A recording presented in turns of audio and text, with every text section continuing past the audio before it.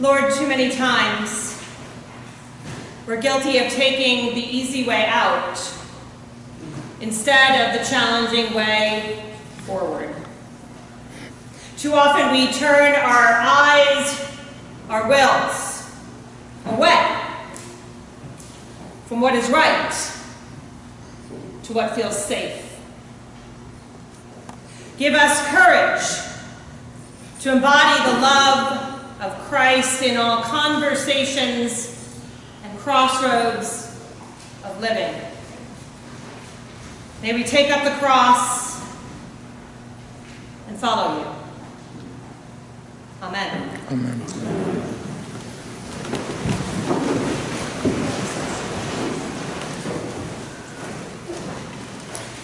So before my favorite author, E.B. White, officially became a New Englander, moved to the coastal farm in Maine that eventually inspired the classic barnyard tale Charlotte's Web, White was paid to be a professional people watcher in New York City. And he shared what he saw for 49 years in the New Yorker magazine. Now, let me point out that E.B. White was not a practitioner or even a fan of organized religion, and yet, the best vignette he ever gave to the world, in my opinion, was about Jesus. It reads, "Shopping in Woolworth's 5 and dime store in the turbulent days, I saw a little boy put his hand inquiringly on a 10-cent Christ child, part of a crash. Who is that? He asked his mother, who had him by the hand. Come on, replied the harassed woman. You don't want that. And then she dragged him grimly away. A Woolworth Madonna, her mind dark with gift thoughts, following a star of her own devising.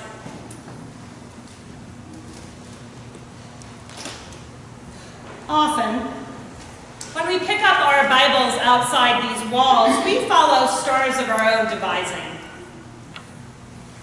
turning to feel-good passages, ones that fill our souls with wonder and wisdom, but our Sunday lectionary has ignored the preferred human impulse, selecting a gospel where Jesus challenges his followers about what people say, what people think about him, about life. Now remember, Mark is only 16 chapters long, so here we are at chapter 8 at the midway mark of Mark. And up until this point, we've mainly seen that lovely side of our Savior. Jesus as healer, teacher, storyteller, demon kicker outer, wonder worker. Jesus has been the kind of guy who puts his nose to the grindstone, worker bee. Sure, there have been a couple of bumps on the road, a few arguments with the Pharisees and religious leaders, but even those run-ins are there for a reason, to show his followers, then and now, how to live. But now we are entering the second half of the gospel, this pivotal point where Jesus deliberately makes tremendous shifts in how he operates. Before, he moved around Galilee, familiar territory. Now, he is in uncharted Netherlands, Caesarea Philippi. Before, Jesus has maintained this air of mystery, what theologians call Mark's messianic secret, meaning throughout the gospel, when demons or a family member of someone who is healed, or anybody starts to suspect that Jesus is something more than a random wandering rabbi and tries to talk about that, hey, you're the Son of God, Jesus says, shh, let's not talk about that. But now it's time. 2.5 years into his ministry, to tell it like it is, to break open the messianic secret, to talk with those closest to him, not just about how to live, but how he is getting ready to give his life away, and how he expects his followers to follow the path.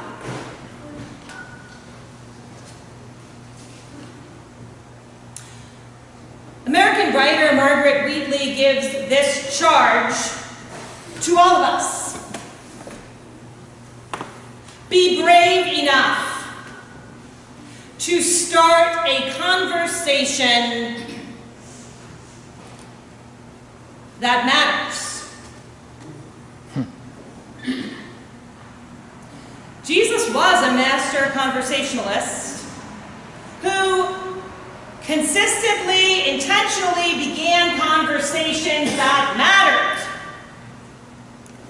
with enemies, with friends, with strangers. And Jesus was never afraid to tackle the difficult issues. Sometimes he dove right in, cut to the chase.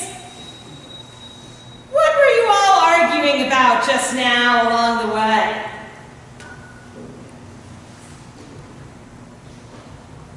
But today, Jesus takes his time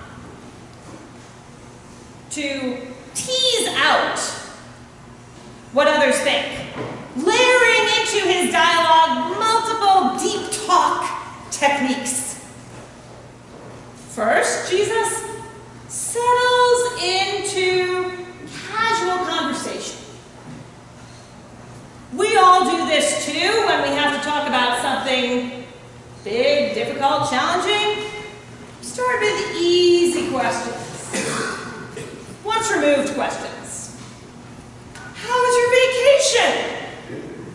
Where'd you get that tie? What do you think of the cake? So Jesus warms up his friends with an easy question asking, when you're out there, going for supplies, drawing water at the wells, booking us into local inns, what are the people saying? Who do the people out there say I am? Next, Jesus listens to what his disciples say. Well, Jesus' word on the street is you are as fiery as John the Baptist, as classic as Elijah, as wise as any of the prophets. Then, smart move. Jesus asks for their opinion. This is always a great way to enter someone's heart. Let the other unpack what they feel and think first. What about you? Who do you say that I am? It's pretty wonderful, isn't it, that Peter, the disciple who always says the wrong thing, actually says the right thing. You are the Messiah.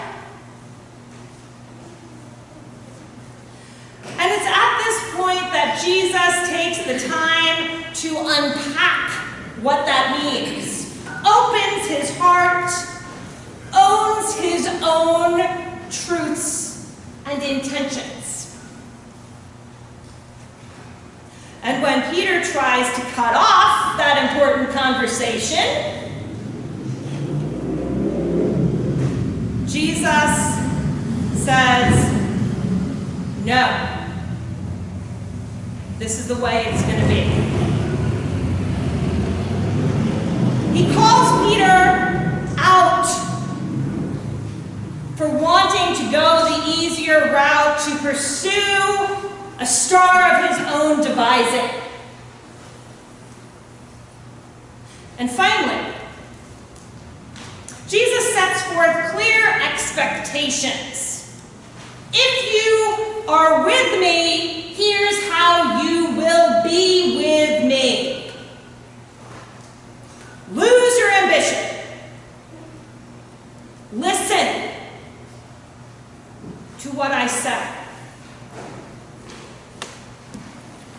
Work on preferring sacrifice over success. Be not afraid of risk. Enter. Savor difficult conversations. It's the only way to transfigure self and transform the world.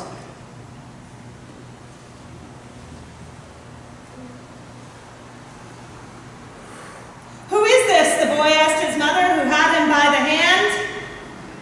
Come on, come on, said the woman. You don't want that.